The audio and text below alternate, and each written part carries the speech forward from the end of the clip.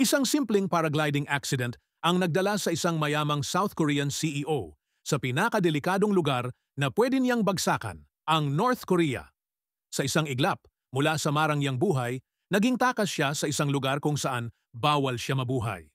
Pero sa hindi inaasahang pagkakataon, isang matapang at misteryosong sundalo ng North Korea ang nakahanap sa kanya. Imbis na ipagkanulo, tinulungan pa siyang magtago. At unti-unting nabuo ang isang bawal pero nakakapanghinayang na pag-ibig. Paano kung ang tadhana ay hindi pabor sa kanila? May pag-asa bang makatakas ang pag-ibig kung mismong mundo ang humaharang dito? Samahan niyo ko at alamin natin ang kwento ng isang pag-ibig na hindi dapat pero itinadhana sa Crash Landing on You. Dito lang sa Nilagang Manny Tagalog Recap.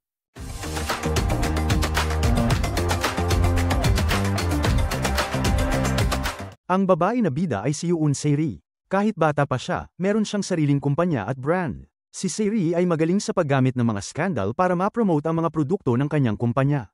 Halimbawa, kapag nakikipag-date si Se-ri sa isang elite na celebrity, sinasadya niya na makita ng paparazzi. Ang pinakapansin-pansin sa mga larawan ay madalas ang alahas na suot ni Se-ri. Pagkatapos mailabas ang balita tungkol sa alahas na suot niya, mabilis itong nabebenta. Ang benta ng kumpanya ay tumaas ng tumaas pati ang stock prices. Bukod dito, si Se-ri ay galing sa isang prominenteng at mayamang pamilya. Pero, hindi iniintindi ni Se-ri ang kumpanya ng kanyang ama. Mula bata pa lang, financially independent na siya at hindi umaasa sa kanyang pamilya. Masipag niyang itinayo ang sarili niyang brand. Ang dalawang walang kakayahan na kuya ni Se-ri ay laging naiinggit sa kanya. Pareho silang gusto magmana ng yaman ng kanilang ama, pero malinaw na sinabi ni Chairman Yoon Jong-pyong na ibibigay niya ang kumpanya kay Se-ri. Tinanggap ni Se-ri ang proposal ng kanyang ama, pero dahil mabilis ang paglawak ng kumpanya niya, humingi siya ng mas mahabang panahon. Pagkatapos magsalita, tumalikod si Se-ri at naglakad palayo. Sa labas, si Se-ri ay mukhang kalmado, pero sa loob, sobrang excited siya. Bago pa man ang araw na mamanahin ni Se-ri ang yaman ng kanyang ama, personal niyang sinubukan ng skydiving, isang bagong produkto ng kanyang kumpanya. Kahit pa sinabihan siya ng kanyang sekretarya na hindi angkop ang panahon para mag-skydiving ng araw na yon, determinado si Se-ri. Siya ay lumilipad ng mataas sa himpapawid kasama ang isang photographer na kinukunan ang mga kamanghamanghang mga sandali, nang biglang may malakas na hangin. Lalo pang lumakas ang hangin habang tumataas siya. Sa kalagitnaan ng kanyang pagkagulat, biglang nakita ni Se-ri ang isang kotse na lumulutang sa harap niya. Nalaman niyang may tornado pala sa harap niya. Takot na takot si Se-ri at sumisigaw siya nang mahagip na siya ng tornado. Paggising niya, napansin ni Se-ri na nakabitin siya sa isang sanga ng puno. Tumingin siya sa paligid, takot na takot, inaalam kung nasaan siya. Nalaman niyang napadpad siya sa isang disyertong lugar. Sinubukan niyang gamitin ang walkie-talkie para humingi ng tulong sa kanyang mga empleyado, pero walang signal. Kaya, wala siyang magawa kundi sumigaw ng malakas para humingi ng tulong, umaasang may makarinig na malapit. At that moment, si Jung-hyuk ay nag-iinspeksyon sa kagubatan nang marinig niya ang sigaw ni Se-ri. Siya ang kapitan ng isang kampo militar na malapit sa hangganan ng North Korea. Sinundan ni Jung-hyuk ang tunog at nakarating siya sa ilalim ng puno kung saan nakabitin si Se-ri. Nakita rin siya ni Se-ri at tuwang-tuwa siya nang makita ang taong magliligtas sa kanya. Ngunit, nang makita ni Se-ri ang logo sa sombrero ng estranghero, nalaman niya na siya ay isang sundalong North Korean. Itinaas ni Jung-hyuk ang kanyang baril bilang senyales kay Se-ri na tumalon mula sa puno. Agad niyang tinanggal ang kanyang protective gear at sumunod sa utos ni Jung-hyuk. Nang bumaba siya, aksidente niyang nahulog sa bisig ni Jung-hyuk. Mabilis na ipinaliwanag ni Se-ri kay Jung-hyuk na siya ay isang South Korean at napadpad doon dahil sa tornado habang nag-skydiving. Gayunpaman, iginiit ni Jung-hyuk na dalhin si Se-ri sa kanyang organisasyon para sa karagdagang investigasyon. Sa takot na baka magkamali ang mga North Korean sa kanyang intensyon at piliting ikulong siya, tumakas si Se-ri at tumakbo palayo. Sinubukan niyang makatakas sa gubat habang hinahabol siya ni Jung-hyuk at ng kasama nitong isang grupo ng determinadong mga sundalo. Pumasok si Se-ri sa isang minahan, ngunit laking gulat niya na nakatawid siya nang hindi nasusugatan. Samantala, nag-atubili ang mga sundalong North Korea na sundan siya sa minahan, pinili nitong umikot na lamang sa minahan upang ipagpatuloy ang paghabol. Sa huli, nakarating si Se-ri sa isang bakod na may barbed wire at naisip niyang nakabalik na siya sa South Korea, ngunit nag-open fire ang mga humahabol sa kanya bilang isang banta. Hindi nag-isip ng matagal, tumalon si Se-ri sa bakod na may barbed wire. Naiwan si Jung-hyuk na walang magawa habang pinapanood siya itong tumatakas. Wala na siyang ibang magawa kundi tawagin ang kanyang mga tauhan na nagbabantay sa guard tower upang mag-request sa pamamagitan ng loudspeaker na ibalik si Se-ri. Ngunit ang mga sundalo sa guard post ay abala sa panunood ng sikat na Korean drama na Winter Sonata kaya hindi nito napansin si Se-ri. Masigla si Seri at mabilis na tumakbo sa isang field. Ang maliit na sundalo na dapat naka-duty ay nagtatago sa isang tabi at binabasa ang liham na ipinadala ng kanyang ina. Hindi niya napansin si Seri na tumatakbo palayo. Matapos tumakbo sa kagubatan, si Seri ay nagkaroon ng mga sugat at unti-unting bumagal habang nawawala sa kanyang daraanan. Nagsimula siyang magmarka ng landas para makalabas. Sa kabilang banda pinamunuan ni Jong-hyuk ang kanyang grupo at walang tigil na naghanap sa kinaroroonan ni Seri. Kung sino man sa security department ang makakakita ng presensya ni Seri at ang lahat ng kasangkot ay haharap sa malupit na parusa. Habang naghahanap, natagpuan ng team ang mga damit na iniwan ni Seri. Nagpatuloy sila sa paghahanap sa daan at sa huli ay nakita ang mga marka na ginamit ni Seri sa mga puno. Tumakbo si Seri buong araw at sa wakas ay nakarating sa isang maliit na village kung saan tinatawag ng mga residente ang isa't isa bilang mga comrades. Dito, mahigpit nilang sinusunod ang mga nakaschedule na pagputol ng kuryente, at ang mga estudyante sa elementarya ay nagmamarcha papunta sa paaralan. Sa ibabaw ng gate ng baryo ay nakasabit ang isang prominenteng karatula na nagsasabing, Paradise of the People. Biglang dumaan ang kotse ni Mansuk mula sa security department. Nang malapit ng mabunyag si Seri, natagpuan siya ni Jong-hyuk at mabilis siyang hinayla papunta sa isang maliit na bahay. Sa sandaling yun, ang mga ilaw sa kalye ay nagliwanag sa mukha ni Seri, at malinaw niyang nakita ang gwapong mukha ni Jong-hyuk. Tuwang-tuwa si Seri na hindi inaasahang makilala ang isang gwapong lalaki at hindi mapigil ang magpakita ng kasiyahan sa muling pagkikita kay Jong-hyuk. Sa huli, humingi siya ng tulong kay Jong-hyuk na umalis sa lugar dahil siya lang ang makakatulong sa kanya. Si Jong-hyuk, sa kabilang banda, ay nag-iisip ng paraan upang mailabas ang babaeng ito nang hindi napapansin ng iba. Alam niyang ayon sa mga regulasyon ng bansa, dapat niyang patayin si Seri, ngunit nag-alinlangan siya at hindi magawang gawin ito. Si Seri, na nagkakamali na si Jong-hyuk ay naaakit sa kanya, ay nagmungkahi na pumunta sa bahay ni Jong-hyuk para maghapunan. Magalang na naghanda si Jong-hyuk ng isang mangkok ng noodles para kay Seri. Gayunpaman, hiniling ni Seri na tikman muna ni Jong-hyuk ang pagkain, bilang pag-iingat sakaling may nilagay siyang masama sa pagkain. Ipinaliwanag niya na siya ay isang sikat na tao sa South Korea, ipinanganak sa isang mayamang pamilya. Ngunit sa lugar na ito, walang internet, kaya hindi ma-verify ni Jong-hyuk kung nagsasabi ng totoo si Seri o nagloloko lang. Nangako si Seri na kapag bumalik siya sa kanyang bansa, gagantimpalaan niya si Jong-hyuk ng maraming benepisyo, ngunit hindi siya natukso ng pangako ng karangyaan at kayamanan. Sa puntong ito, dumating din ang mga sundalo sa unit ni Jong-hyuk sa kanyang bahay at nagulat na makita si Seri doon. Nagtipon sila upang talakayin ang sitwasyon. Naniniwala si Pyo Kai-soo na si Seri ay isang South Korean spy at itinuturing siyang napakadelikado, kaya kailangan nilang harapin siya sa lalong madaling panahon. Gayunpaman, hindi umatras si Seri. Alam niyang kung matuklasan ng iba ang kanyang presensya dito, maaaring iwanan ng mga border guards kanilang mga pwesto na magdudulot ng malubhang kaparusahan. Hinimok niya ang lahat na isaalang-alang ang interes ng lahat. Gusto ni Seri na bumalik sa lugar kung saan siya natangay ng tornado, ngunit malinaw na imposible ito. Mayroong high-voltage electrical grid sa pagitan ng South Korea at North Korea, at ang team ni Jong-hyuk ay nag-turnover na ng kanilang border patrol duties sa ibang team, kaya hindi sila makakapasok sa kagubatan sa susunod na ilang buwan. Hinimok ni Seri si Jong-hyuk na mag-isip ng solusyon, binibigyang diin ang pangangailangan ng pagkakaisa sa kanilang lahat. Ayaw niyang ilagay sa panganib ang kaligtasan ng lahat kung siya ay mahuli ng security department. Sa puntong ito, iminungkahi ni Comrade Ju Mayek na humingi ng tulong sa kanyang tiyuhin, na maaaring makatulong kay Seri na makatawid sa border ng palihim. Gayunpaman, ang planong ito ay mangangailangan ng 3 araw na paghihintay. Nag-aalala si Seri na ang pagkaantala na ito ay maaaring magdulot sa kanya na makaligtaan ng isang mahalagang board meeting, ngunit ang pagtakas ay ang kanyang tanging pagpipilian, kaya't napilitan siyang pumayag na maghintay. Naglatag din si Jong-hyuk ng ilang mahigpit na kondisyon para kay Seri habang siya ay nananatili. Hindi siya pinapayagang umalis ng bahay, makipag-usap sa ibang miyembro ng team, at hindi maaaring banggitin ang mga salitang South Korea. Si Seri naman bilang kapalit, matapang na humiling na magkaroon ng 2 pagkain ng karne araw-araw. Hindi nagtagal, kinailangan bumalik ni Jong-hyuk sa unit. Ipinakita rin ni Jong-hyuk kay Seri kung paano gamitin ang landline phone para makontak siya sakaling may emergency. Sigurado si Seri na hindi niya guguluhin si Jong-hyuk habang nagtatrabaho siya. Pero ang totoo ay, sa simpleng pagtatanong kung paano maligo, tumawag si Seri kay Jong-hyuk ng maraming beses. Humiling din siya ng mga hindi makatwirang bagay tulad ng bathtubs, shower gel, at scented candles. Nakalimutan yata ni Seri na siya ay nasa North Korea, hindi sa South Korea.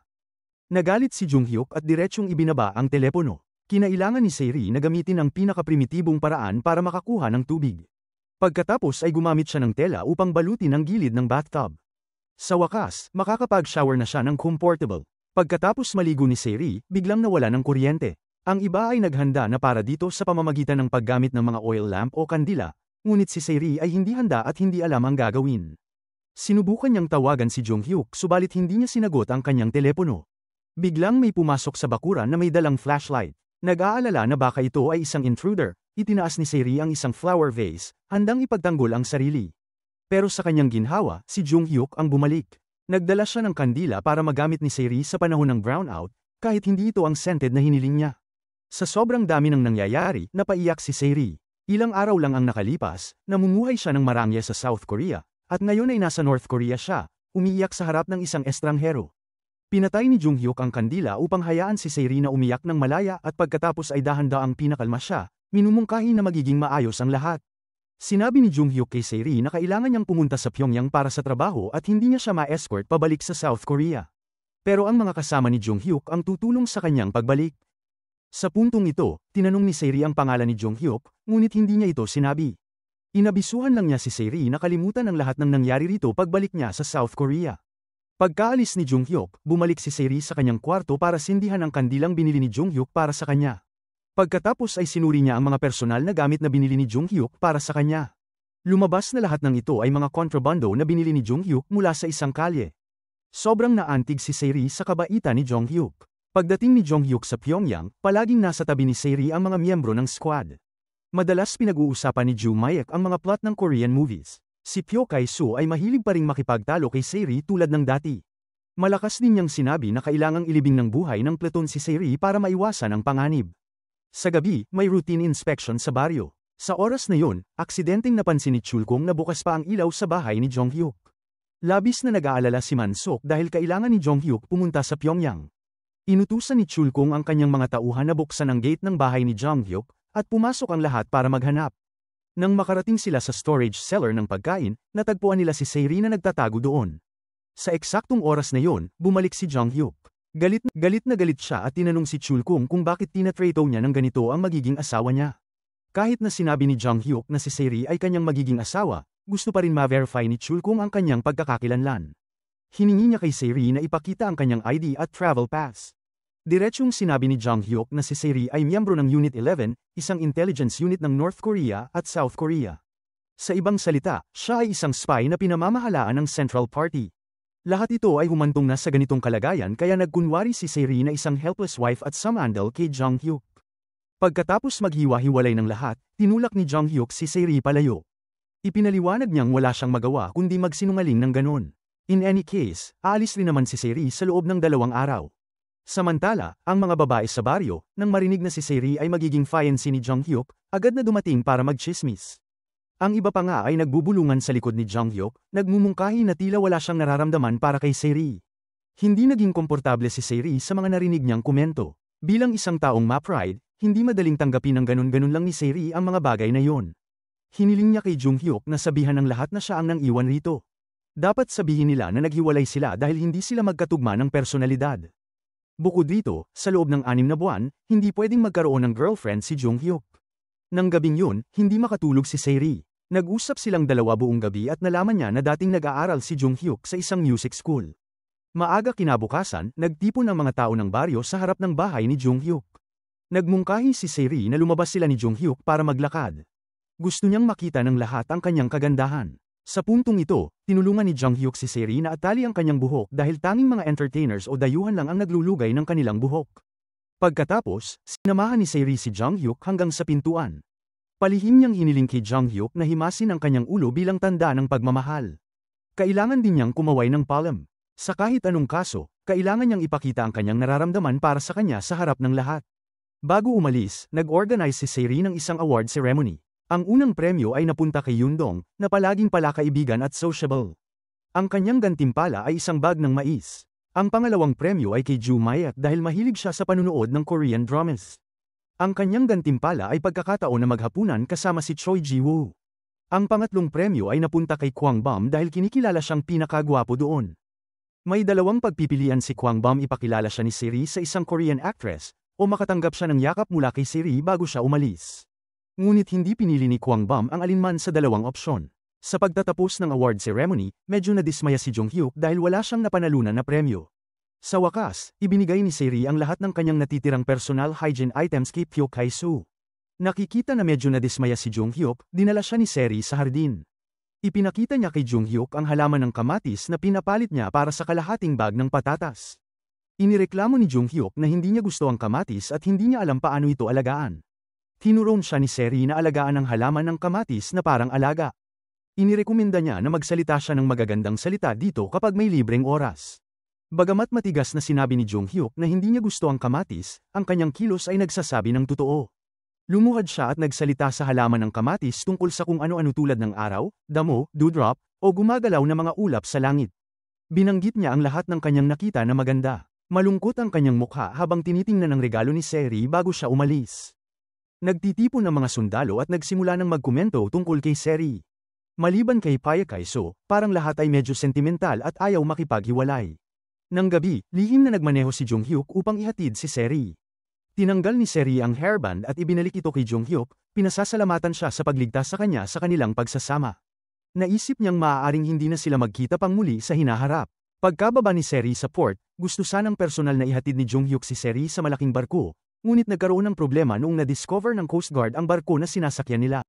Ang kapitan ng barko ay mabilis na nagutos kanila Jung-hyuk na magtago sa ilalim ng deck dahil dumami na ang mga tao na sumusubok tumawid ng hangganan kamakailan na nagdulot sa mas mahigpit na pagbabantay ng mga Coast Guard.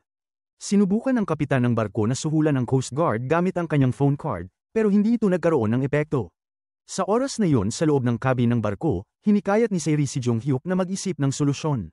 Ang tanging opsyon na naisip ni Jung-hyuk ay ang uri ng peke na relasyon na madalas makita sa mga Korean dramas.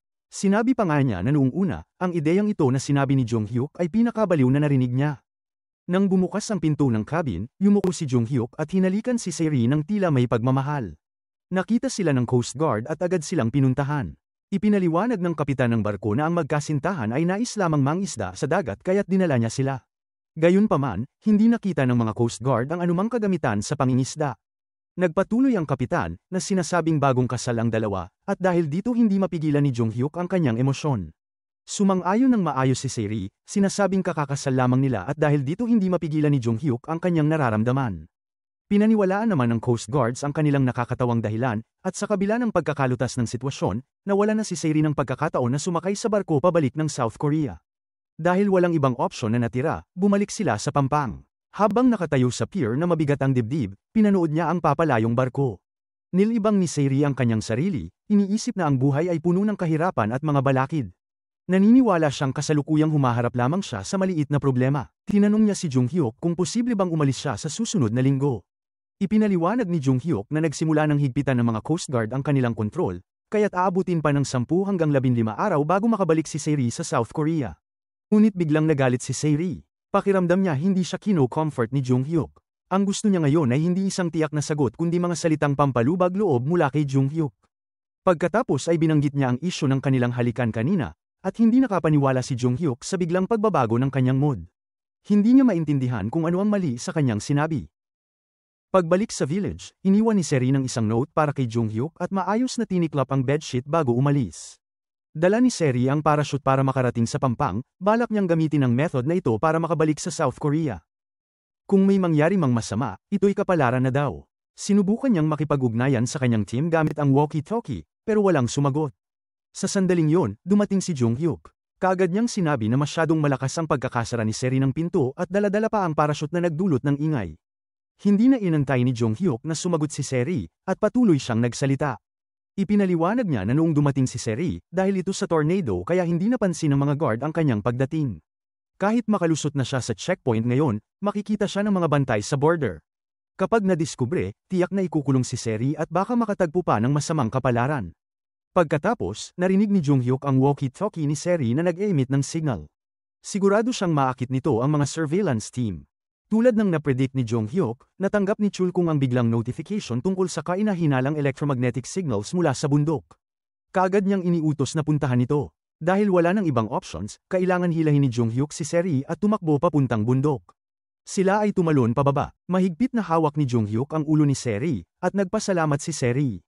Alam rin ni Jung-hyuk ang lahat. Mahigpit silang nagyakap. Kailangan tahakin ni Chul Kung ang isang walang saysay na paglalakbay. Nag-effort siyang pumunta roon, pero hindi niya nahuli si Seri.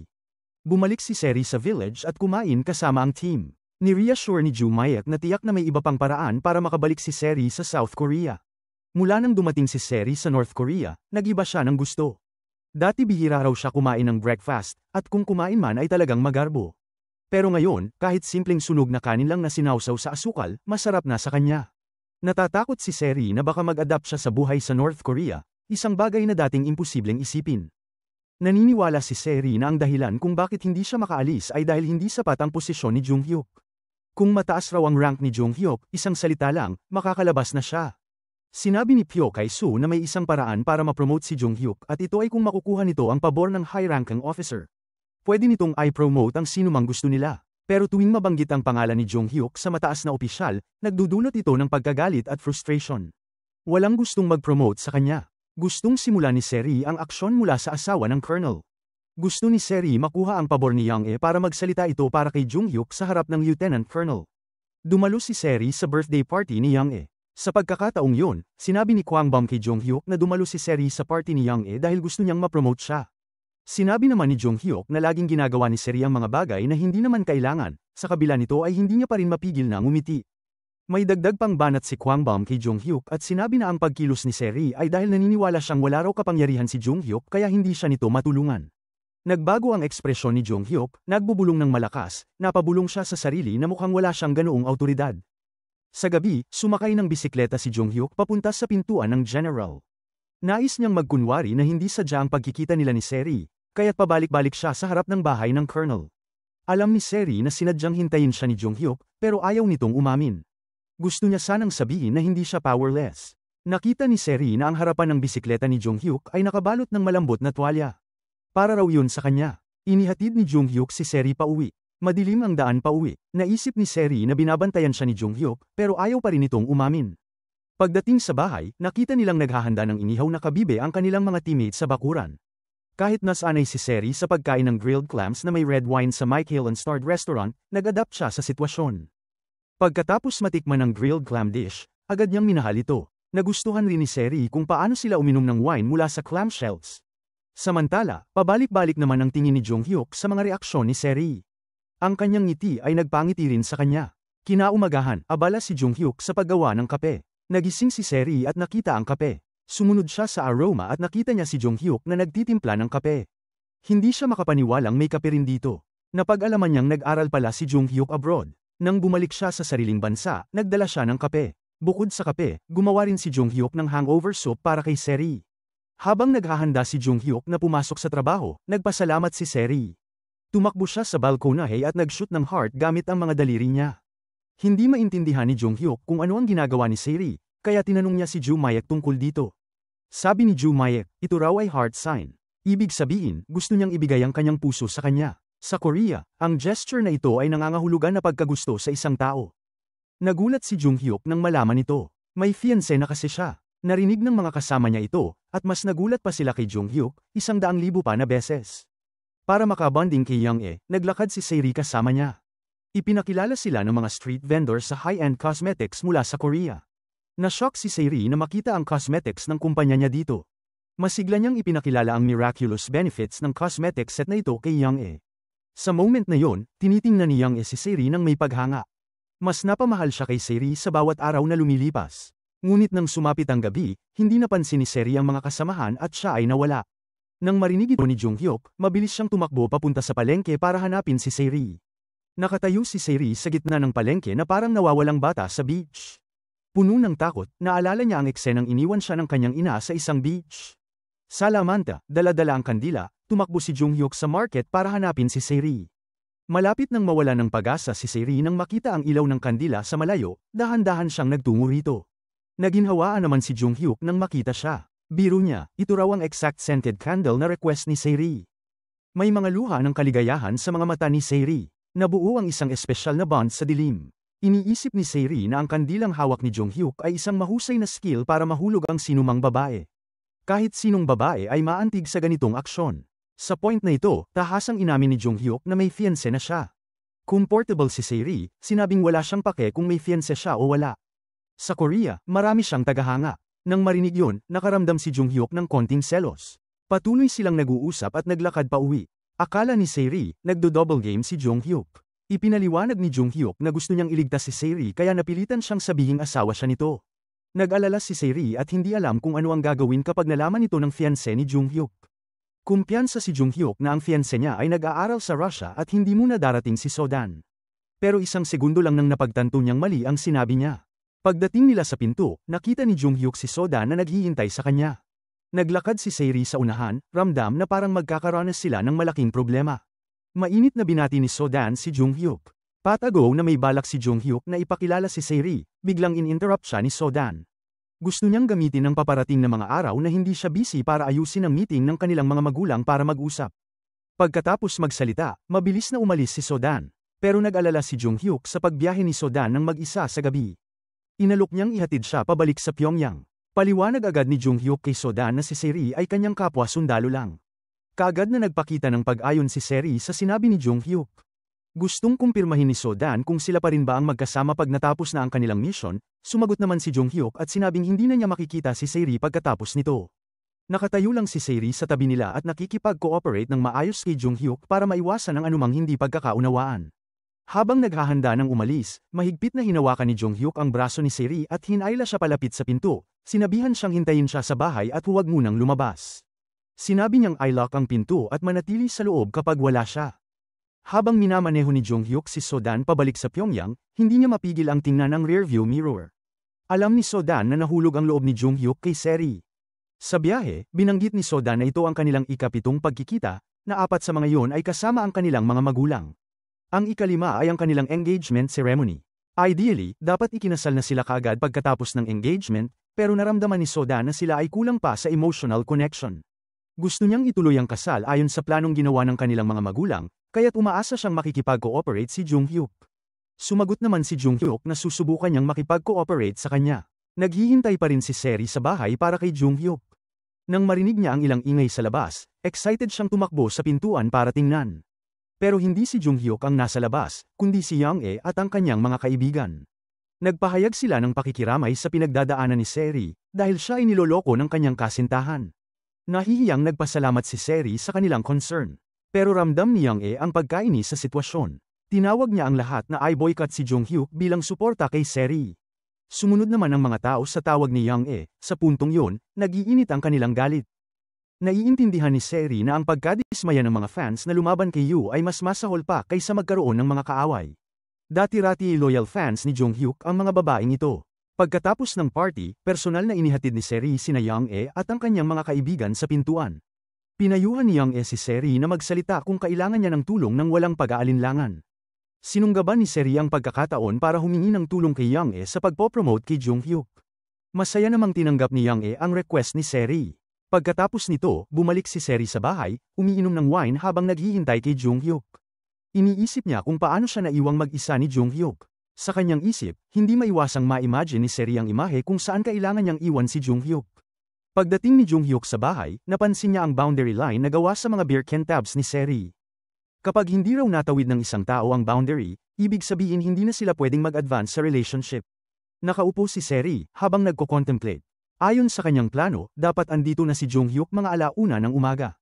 Pero ngayon lang siya dumating. Malinaw ang 4 na salitang nakarehistro sa kanyang mukha at ito ay ang "Song galit ako sa'yo." Mabilis na ipinaliwanag ni Jong-hyuk na kailangan niyang umuwi at humingi ng tulong sa kanyang ama. Hiningi niya sa kanyang ama na gawing reserve member si Saeri ng National Track and Field Team. Sa ganitong paraan, makakapagbiyahe siya sa Europe nang walang problema. Pagkatapos ay makakabalik na siya sa South Korea. Ang unang hakbang ay ang pagpunta ni Saeri sa Pyongyang para makuha ang kanyang passport. Para maiwasan ang pagdududa, sinadya ni Saeri na i-curl ang kanyang buhok para magmukhang katulad ng lokal na mga babae at bumili rin siya ng bagong damit. Patuloy pa rin si Chulkung sa pagpapadala ng mga tao para manmanan ang sitwasyon sa bahay ni Jong-hyuk. Mula sa umpisa hanggang ngayon, duda pa rin siya sa pagkakakilanlan ni Saeri. Kinuha ni Chulkung ang tungkulin na mag-interrogate sa mga kasamahan ni Jong-hyuk. Buti na lang at dumating si Jong-hyuk para iligtas ang kanyang team members. Ang 4 na lalaki ay bagbog sarado, pero nakangiti pa rin sila. Lubos na naapektuhan si Jong-hyuk sa pagkitang nagtitiis sila ng ganito. Naniniwala si Joo Mayek na parang pamilya na sila at hindi na kailangan ng mga formalities na yun. Gayunpaman, iniisip ni Park Hae-soo na ang lahat ng ito ay kagagawa ni Saeri. Pinilit niyang mag-sorry si Saeri sa lahat. Hindi rin comfortable si Saeri. Nagsorry siya sa lahat at nagpasalamat. Gustong-gusto niyang magbigay ng isang bagay para ipakita ang kanyang appreciation, pero wala siyang perang dala sa ngayon. Ang maibibigay lang niya ay isang paper heart. Napanganga ang lahat sa kanya. Pagkatapos ng dinner, naglakad-lakad ang buong grupo. Sa pagkakataong yun, naalala ng mga lalaki na ang heart gestures ay nangangahulugang love. Isa pa, nagpadala rin ng heart si Seri kay Kwangbom ng 2 beses. Malungkot si Junghyuk na sinabihan ng lahat na bumalik sa kanilang mga units. Binanggit din niya na kinabukasan ay dadalhin niya si Seri sa Pyongyang para makuha ang kanyang passport. Pagbalik ni Junghyuk sa bahay, tinignan niya si Seri mula sa likod. Galit na tinanong niya kung ilang hearts ang kanyang ipinadala. Wala pang pagkakataon si Seri na makapag-react. Habang naiinis, sinabi ni Junghyuk na matutulog siya sa kama ngayong gabi. Habang nakaupo sa gilid ng kama si Junghyuk, iniisip nito ang tungkol sa heart gestures ni Seri sa tren papuntang Pyongyang. Kinabukasan, masaya ang lahat at nag-uusap, samantalang nag-aalala si Seri kung ano ang mangyayari kay Junghyuk pagkatapos niyang umalis. Naalala rin ni Junghyuk ang mga babala ng kanyang ama na kung may nangyaring mali, hindi siya tutulungan.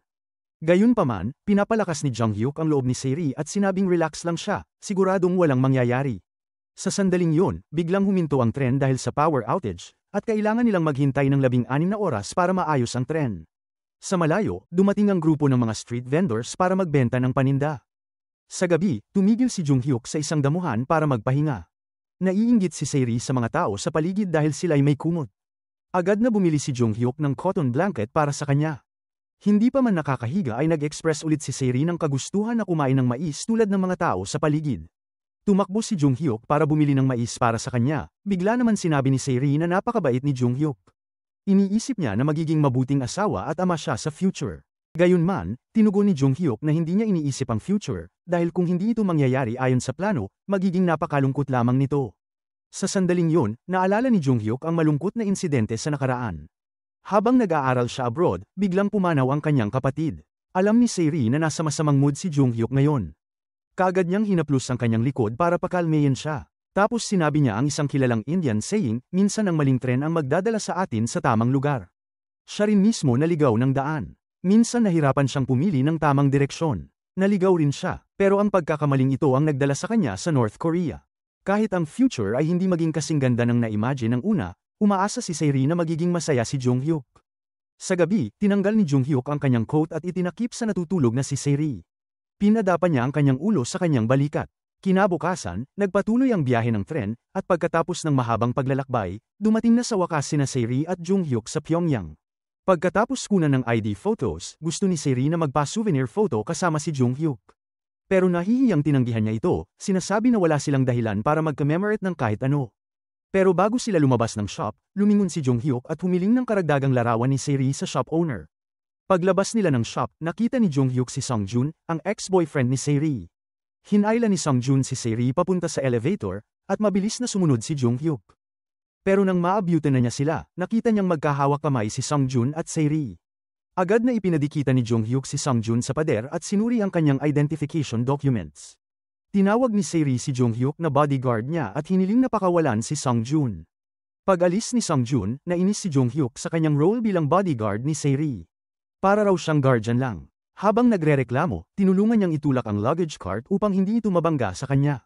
Sinuportahan din siya nitong mag-navigate sa mga tao at pinigilan ang pagtama ng bola na patungo sa kanya. Sinamahan ni Junghyuk si Seri sa kanilang hotel room, sinabihan siya nitong huwag gumawa ng anumang ingay. Maingat niyang sinuri ang silid para sa hidden cameras at listening devices, ipinaliwanag na karamihan sa mga hotel ay may ganitong surveillance equipment. Pagkatapos nito, iniwan ni Junghyuk si Seri sa kanyang silid habang nanatili siya sa katabing kwarto. Gusto ni Seri na hilingin kay Songjun na ipaalam sa kanyang pamilya ang kanyang kaligtasan. Noong nakaraan, muntik na silang ikasal, at ngayon hindi inaasahan ay nagkita sila muli sa North Korea.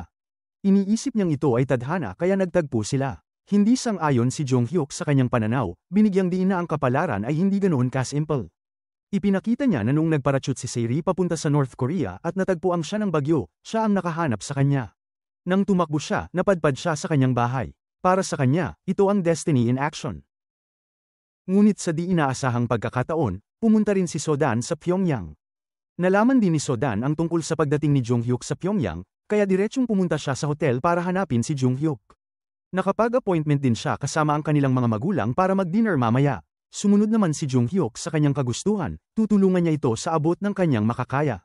Naging magalang ang dalawa na parang comrades. Sa gabi, nagkita ang dalawang pamilya. Nagbigay ng compliment ang nanay ni Jonghyuk kay Sodan, sinasabing lalo pa siyang gumaganda habang tumatanda. Pakiramdam din ng nanay ni Sodan na gumaganda rin ang kanyang anak, ngunit ipinahiwatig niya rin na ito'y tumatanda na rin. Pahayag ng ina ni Sodan, nais niya na magpakasal na sila ni Jonghyuk sa lalong madaling panahon. Nais naman ng ama ni Jonghyuk na ganapin ito sa huling Sabado ng paparating na buwan. Pamaling naman ang ina ni Jonghyuk sa kanya para kunin ang kanyang opinyon.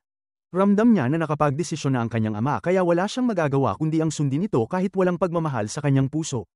Kapag nagkita ang magkaribal na partido, natural na magkakaroon ng tensyon. Sa sandaling yun, aksidenteng nagkita si Seri at si Sodan sa cubicle. Ibinunyag ni Sodan na nakatakdang magpakasal sila ni Jonghyuk sa paparating na buwan.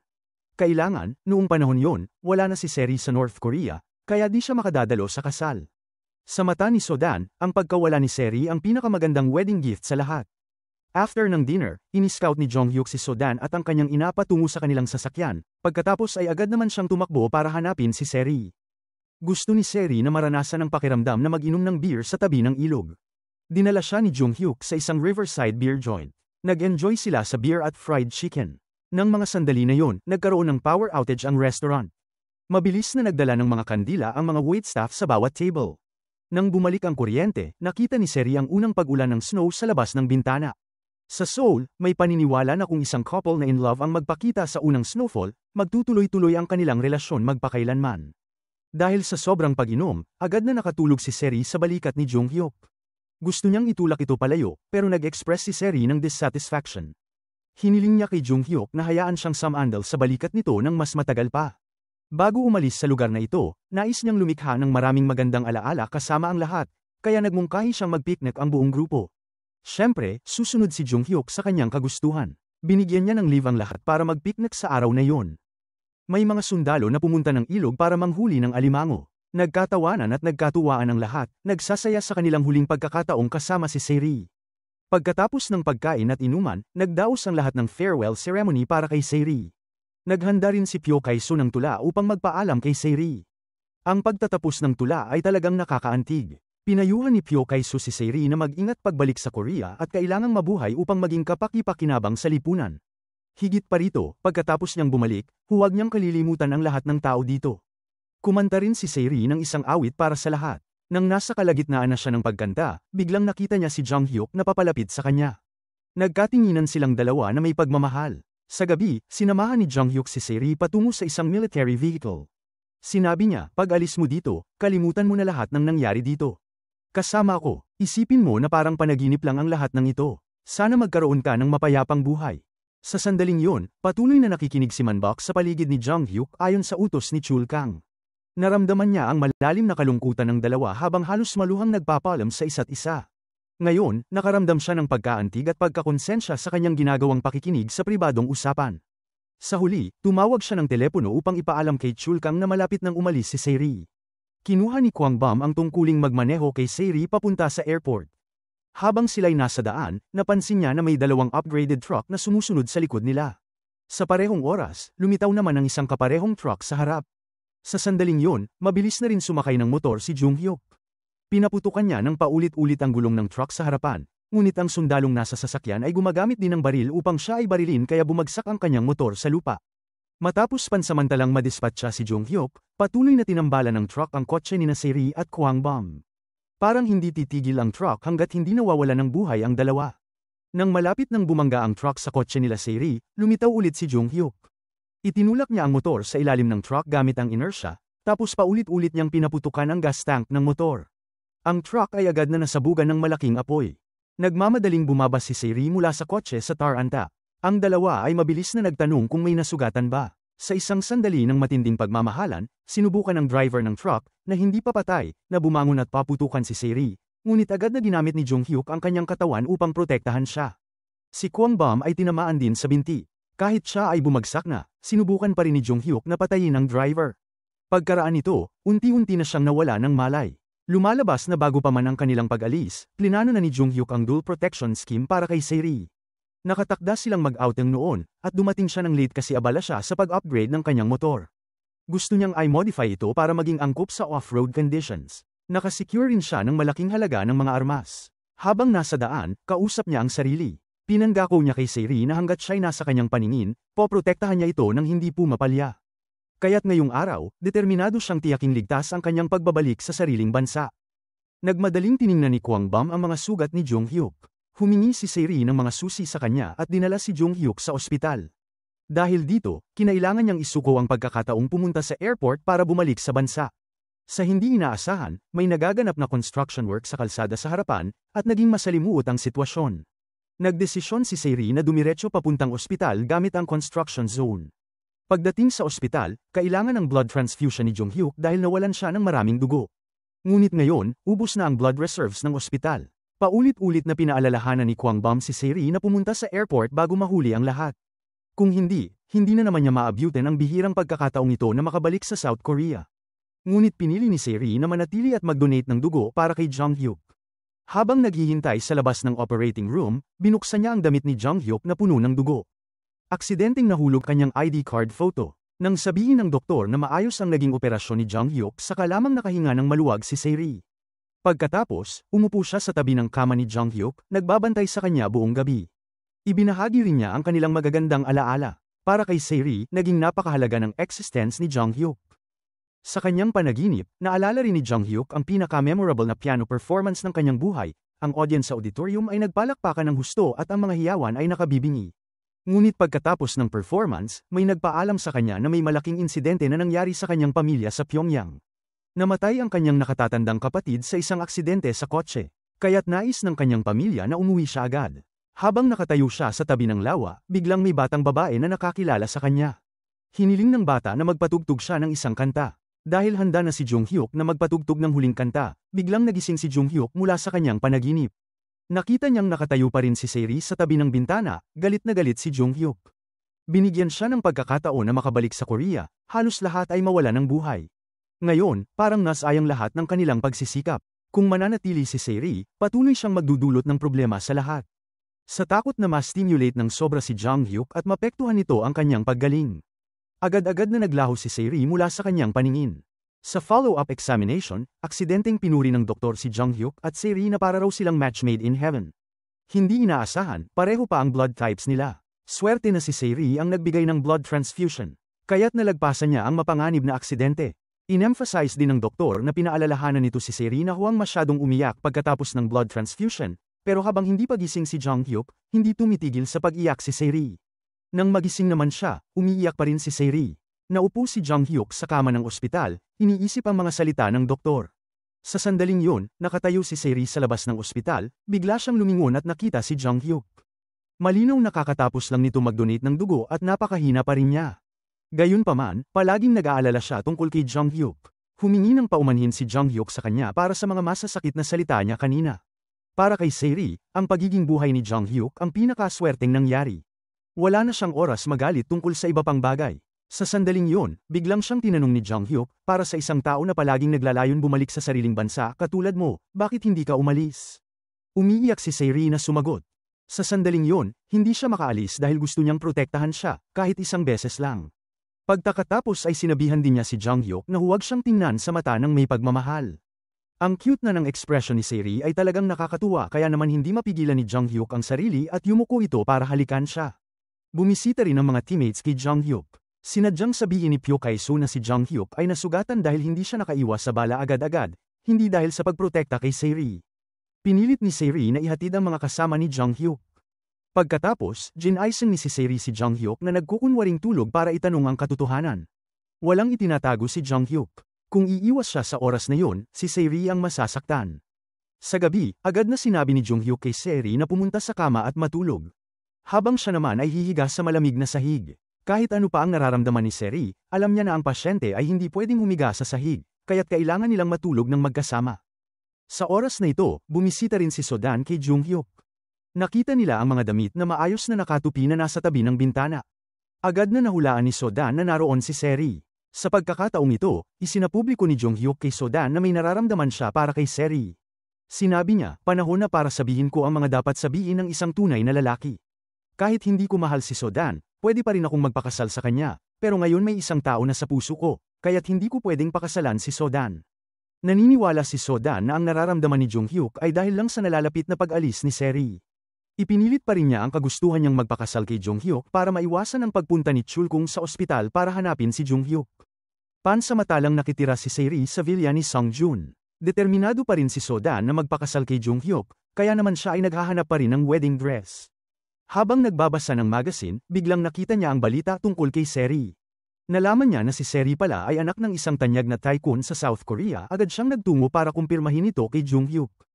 Sa puntong ito, buong araw na naghanap si Jung-hyuk kay Seri pero hindi pa rin niya ito makita, kaya't ginamit niya ang kanyang posisyon para tanungin ang direktor ng ospital na suriin ang surveillance cameras.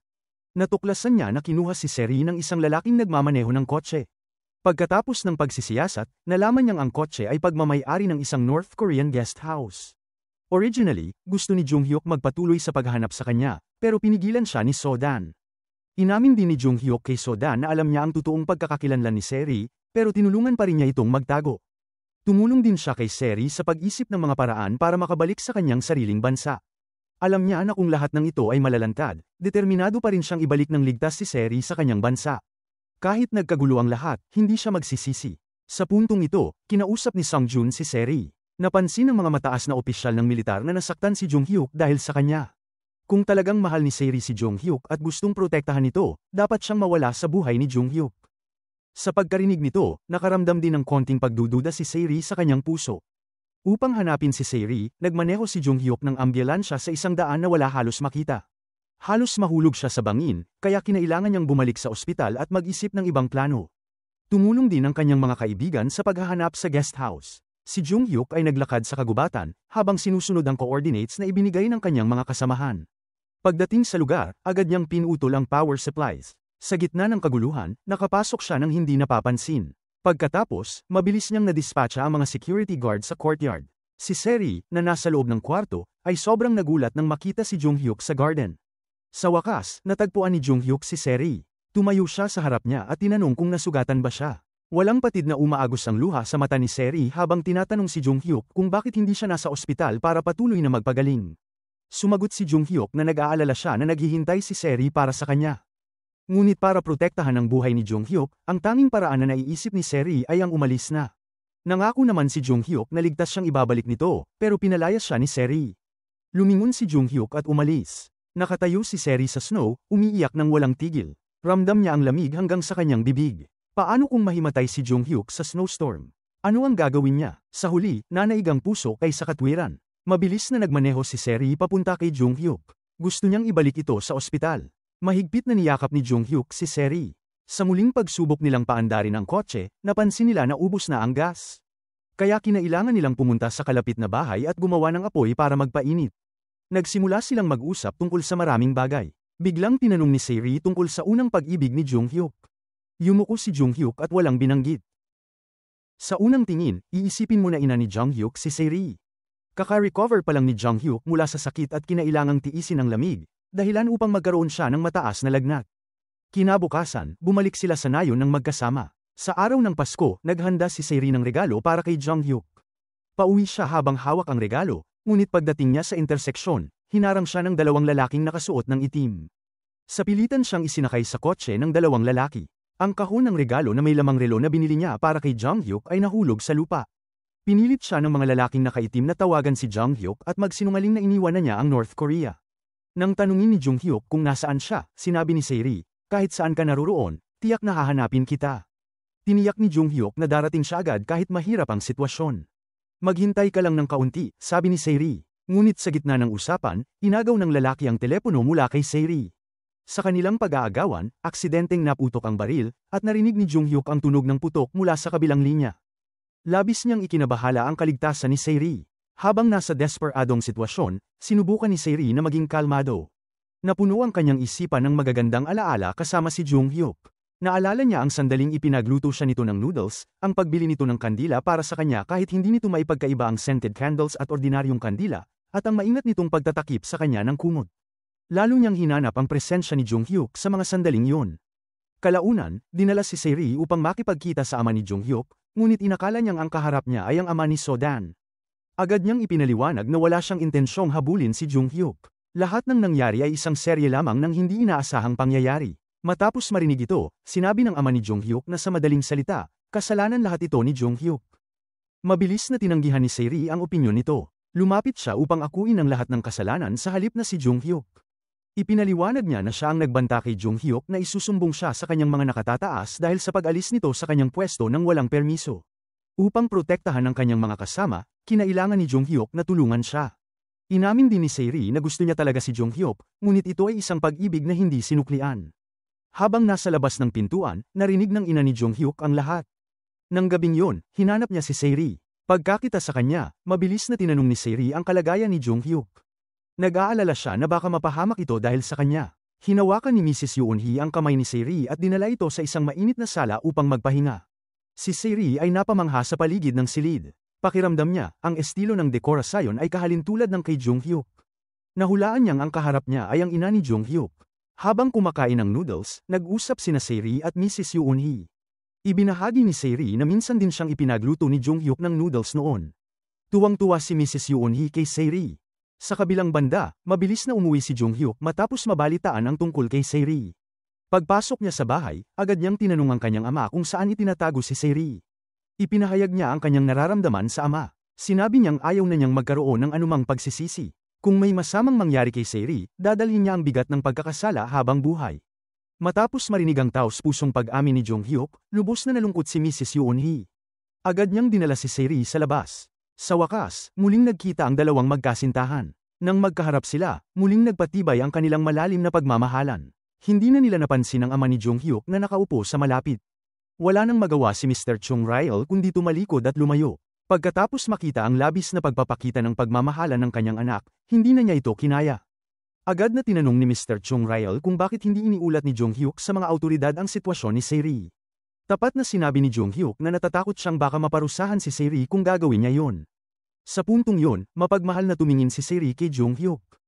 Halos maghalikan na sana sila, ngunit bigla silang pinigilan ni Mr. Chung Rail na nagsabing sobra na ang nakikita niyang lambingan. Hindi makapaniwala ang ama ni Jong-hyuk na ang matipuno niyang anak ay umaastang parang baby sa harap ni Se-ri. Hinayla ni Jong-hyuk si Se-ri at naghanda ng umalis. Ngunit mabilis na nagpilit ang ina ni Jong-hyuk na manatili muna sila para sa hapunan. Matapos ang hapunan, magkasamang naupo sina Jong-hyuk at Se-ri sa silid, nag-uusap ng masinsinan. Alam ni Se-ri na mahusay si Jong-hyuk sa piano, kaya tinanong niya ito tungkol sa isang piyesang piano na narinig niya noon. Tumayo si Se-ri, lumapit sa piano, at tinugtog ang piraso para marinig ni Jong-hyuk. Agad niya itong nakilala at sinabi kay Se-ri na ito ang piyesang ginawa niya para sa kanyang kapatid. Ipinaliwanag din niya ang pinagmulan nito, ilang taon na ang nakalipas, nagkita na pala sila sa ibang bansa. Ang kanyang musika ang nagligtas kay Se-ri sa panahon ng kanyang pinakamalalim na kawalan ng pag-asa sa buhay. Tunay nga, sila ay itinadhana para sa isa't isa. Nang gabing yon, inihatid ni Jong-hyuk si Se-ri sa hangganan ng South Korea. Mas kabisado ni Jong-hyuk ang ruta patungo sa hangganan, ngunit pinili niyang tahakin ng mas mahabang daan upang makasama pa si Se-ri ng mas matagal. Sa huli, nagpaalam silang dalawa ng may mabigat na damdamin. Habang papalayo si Se-ri, sinundan siya ni Jong-hyuk ng tingin. Bigla niyang nilapitan ng hangganan, tumawid, at hinalikan si Se-ri. Makalipas ang ilang araw, abala ang kumpanya ni Se-ri sa pag-aayos ng isang procurement ceremony. Pagpasok niya sa bulwagan, ipinakita niya ang kanyang pagkadismaya sa kanyang larawan. Tinanggal niya ang kanyang salamin at ibinunyag ang kanyang pagkakakilanlan. Nagulat ang lahat sa kanyang presensya. Agad silang kumuha ng mga larawan, at hinikayat ni Se-ri ang lahat na ipakalat ang balita na siya ay buhay. Sumunod siyang dumalo sa halalan para sa bagong direktor. Nagulat si Sang-a sa muling paglitaw ni Se-ri na halos mabitawan nito ang kinakain. Matapos asikasuhin ang mga usapin sa kumpanya, umuwi si Se-ri. Tahimik niyang nilasap ang bawat higop ng kanyang alak. Ngayon, wala na siyang kailangang ipag-alala tungkol sa biglaang pagkawala ng kuryente. Maaari na niyang iunat ang kanyang mga paa at magbabad sa malaking bathtub na may palaging mainit na tubig. Maaari na rin siyang humiga sa kanyang komportableng king-size bed. Ngunit kahit na nasa kanya na ang lahat, hindi niya kasama si Jong-hyuk. Labis niya itong namimiss. Sa North Korea naman, si Jong-hyuk ay nahihirapan din dahil sa pagkamis niya kay Se-ri. Buong araw niyang iniisip na parang nasa tabi niya si Se-ri. Habang nagpapatrol isang gabi, dumating si Man-bok upang magtapat. Lubos ang pagsisisi nito sa kanyang mga nagawa. Inamin niya na siya ang nag-espy sa kapatid ni Jong-hyuk, si Moo-hyuk, at siya rin ang dahilan ng pagkamatay nito. Isinaad ni Man-bok na si Moo-hyuk ay may hawak na ebidensya laban kay Chul Kang, katibayan ng pagnanakaw ng pambansang kayamanan, panunuhol, at pagpatay. Upang protektahan ang ebidensyang ito, itinago ito ni Moo-hyuk sa relo na ibinigay sa kanya ni Jung-hyuk. Kalaunan, ipinadala ang relo sa isang pawn shop. Sa araw na dinukot si Se-ri, aksidente niyang nalaglag ang relo mula sa kahon ng regalo. Ang anak ni Man-bak ang nakakita nito at ibinalik sa kanya. Nang makuha ni Jung-hyuk ang relo, natagpuan niya ang memory card na nakatago dito. Laman ng card ang lahat ng ebidensya ng mga kasalanan ni Chul-kang at ng kanyang grupo. Pagkabasa nito, agad na nagpadala ng fax si Jung-hyuk kay Mr. Chung Ryol upang ipasa ang mga dokumento. Si Chul-kang ay ipinasok din sa bilangguan. Sa panahon ng paglilitis, iprinisinta ang mga malakas na ebidensya laban sa kanya. Malamang ay haharapin ni Chul-kang ang habambuhay na pagkabilanggo, ngunit hindi siya natakot at tinakat pa si Jung-hyuk, ang babaeng ito, aalagaan ko siya. Tulad ng inaasahan, inatake ang military convoy na nagdadala kay Chul-kang patungong bilangguan gamit ang isang armored vehicle. Nakaligtas si Chul-kang at tumakas. Pagkatapos tumakas mula sa bilangguan, tinawagan ni Chul-kang si Jung-hyuk at ipinaalam na pupunta siya sa South Korea para patayin si Se-ri. Sa daan pauwi mula sa trabaho, sinundan siya ni Chul-kang. Buti na lang at natulungan siya ng mga gwardya sa pagbabantay at nakatakas mula kay Chul-kang. Sa gabi, hindi makatulog si Se-ri at iniisip si Jung-hyuk. Kahit na uminom siya ng mga sleeping pills, hindi pa rin siya nakatulog kaya nagdesisyon siyang maglakad-lakad.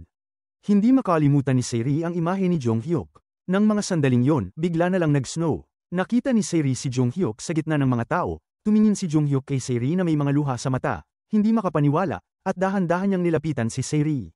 Dahil hindi nag-iwan si Se-ri ng tiyak na address bago umalis, kailangan maghanap ni Jung-hyuk ng matagal upang matagpuan siya.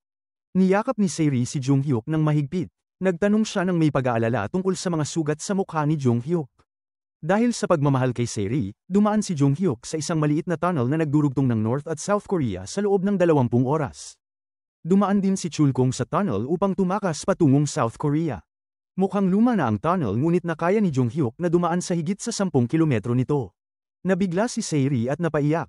Matapos ang matagal na pagkakahiwalay, muling nagyakap ang dalawa. Sa North Korea, nahuli si Man-bak at mga kasamahan ni Jung-hyuk. Napag-alaman na tinipon sila ng ama ni Jung-hyuk. Inilahad ng ama ni Jung-hyuk sa kanila na tumakas si Jung-hyuk patungong South Korea. Ang kanilang lihim na misyon ay ligtas na maibalik si Jung-hyuk sa North Korea. Umalis silang lahat patungong South Korea at nagpanggap na mga atleta na kalahok sa Military Olympics.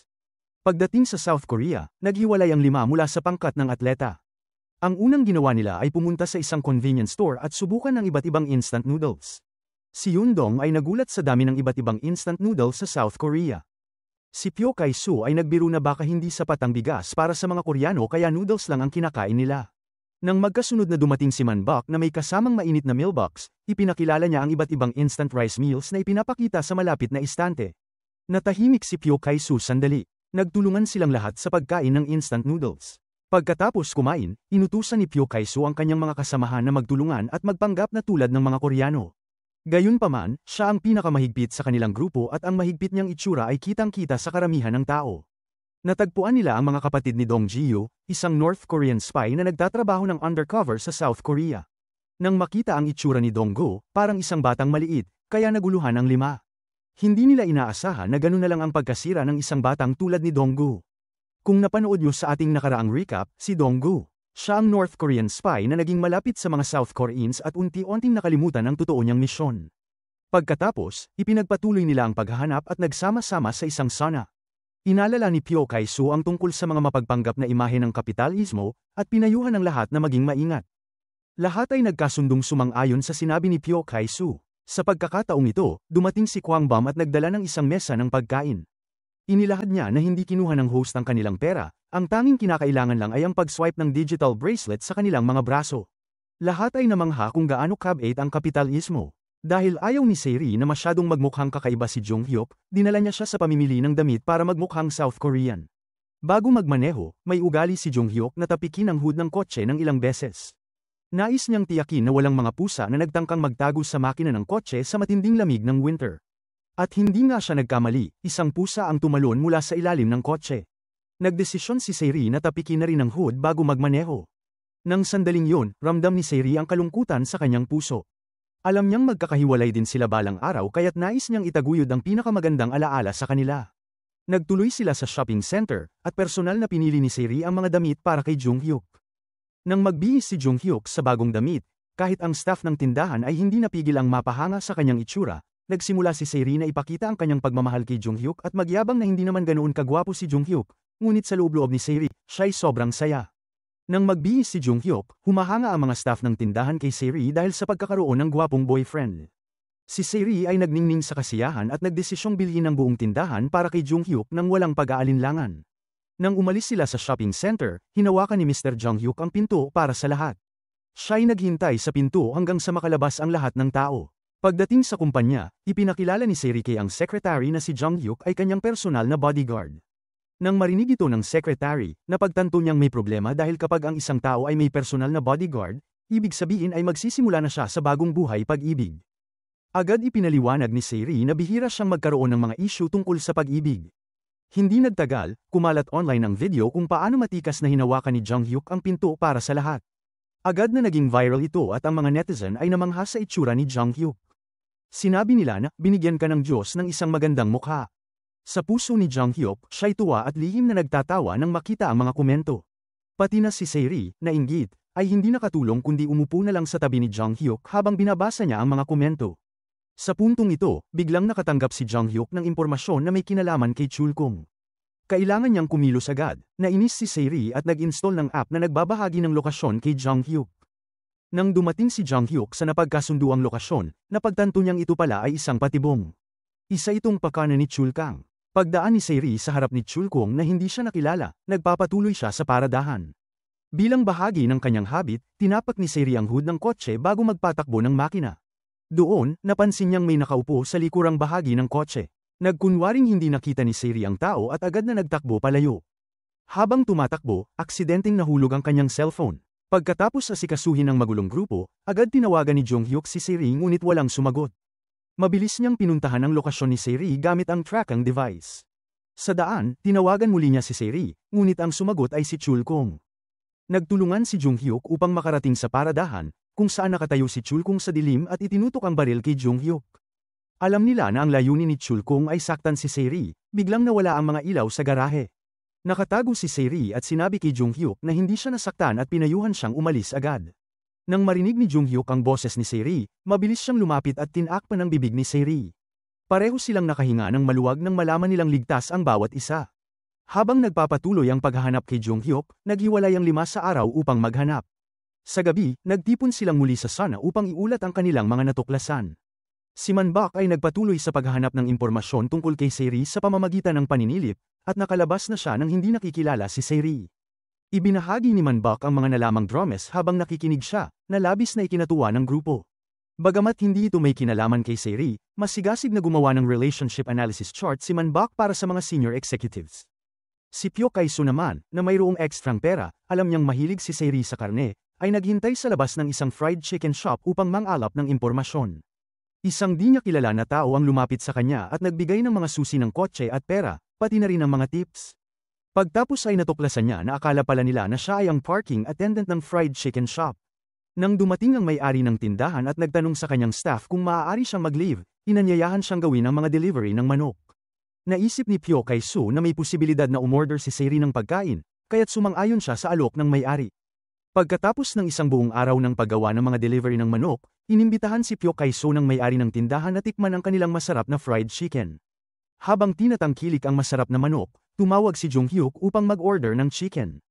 Hindi kayang bitawan ni Pyo Kai-su ang masarap na manok at iniiwasan ang pag-pick up ng tawag. Sa huli, hindi rin nagkausap ang dalawa. Si Yundong at Ju Mayak ay talaga namang mga kalokohan.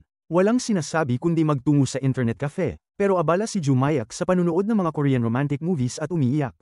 Habang si Yundong ay abala sa paglalaro ng video games na halos makalimutan ang kanilang misyon. Nagulat pa nga si Yundong nang makita si Junghyuk at naglaban sila, na kung saan, ang bilis ng mga kamay ni Yundong ay mas lamang. Sa huli, tinalo si Junghyuk ni Yundong. Ngunit di nila alam kung sino ang tunay na tao sa likod ng laro. Si Junghyuk, kahit natalo sa laro, ay nakatagpo ng tape recorder sa kanyang paligid. Nang sandaling yun, bigla niyang narinig ang huling mensahe ni Saeri noong kaarawan niya ilang taon na ang nakaraan. Mayroon ding isang recording na nagre-record ng sandaling hiniling niya kay Saeri na kunan siya ng litrato. Lumabas na tila itinadhana ang kapalaran nilang dalawa. Napag-alaman na ilang taon na ang nakalipas, nagkita na pala sina Junghyuk at Saeri sa ibang bansa. Noong panahong yun, sinusunod ni na Junghyuk at Sodan ang kagustuhan ng kanilang mga magulang na ipagpatuloy ang kanilang relasyon. Matapos ma-record ang kanyang huling pahayag, naghanda si Sairi na tumalon mula sa tulay upang magpakamatay. Tatlo lang silang naroon sa malaking tulay. Biglang tumakbo si Jung Hyuk at hiniling kay Sairi na kunan sila ng larawan ni Sodan. Habang kumukuha ng litrato, marahang nagbulong si Sairi ng panghihinayang tungkol sa lalaking nasa harapan niya. Sa kabila ng lahat, nananatiling tahimik at mapayapa ang mga araw ni Sairi at Jung Hyuk na magkasama. Magkasabay silang pumapasok sa trabaho tuwing umaga. Sa gabi naman, nag-iinom sila ng alak at nag-uusap ng matagal. Isang gabing lasing si Sairi, agad na ipinahayag ni Jung Hyuk ang kagustuhan niyang manatili rito at pakasalan siya. Balak nilang magkaroon ng kambal na anak. Muli ring tutugtog ng piano si Jung Hyuk dahil gusto niyang makita ang kagandahan ni Sairi kahit sa kanyang pagtanda.